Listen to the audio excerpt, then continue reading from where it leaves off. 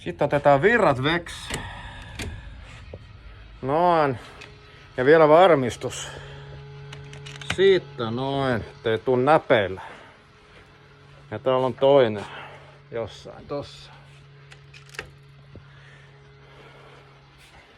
Sitten sen jälkeen sukelletaan koneen syövereihin. Jahas, se on tässä näin. Nää on muuten mennyt väärinpäin nää. Tässä lukee, että tulokone, mutta se on kyllä poistokone. Jos katsotte tätä suodatinta, niin siinä on M5. Eli se on poistokoneen suodatin. Se on rakennusvaiheessa jo mennyt suunnat sekaisin. Niin. Ei se mitään, että Silari tietää kyllä nämä hommat. Sitten aina katsotaan toi remmi, että se on kunnossa.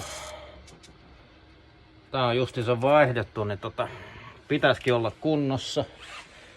Katsotaan toinen puoli.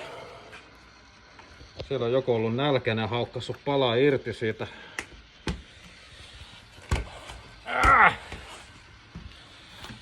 Katsotaan tääkin. Hommeli. Sekin on ihan kunnossa. Se saa mennä se sentin alas, niin sit se on bueno se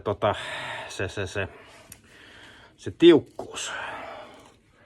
Niin kuin hyvin tiedätte, tiukkaa pitää olla. Sitten niin tää oli sitten niinku mukamas poistokone, mutta sehän ei pidä paikkaansa. Koska tässä on F7. Eli se on tulokoneen suodatin. Olkaa tarkkana. Tämänkin Silari sai selville, kun vähän rupesi tutkimaan näitä, mistä tulee raitisilma ja mistä lähtee huoneistoista se poistoilmanen. Siinä yhteydessä selvisi, että ne oli väärinpäin laitettu noin kyltit. Tässäkin on, että raitisilma-asunnot tulee tosta, menee tohon noin, niin sittenhän tässä ei voi olla poistosuodatinta.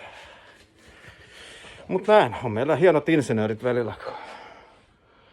Tai sitten asentajat, ketkä lätkäsee jotain ja lähtee viikonlopun viettoon.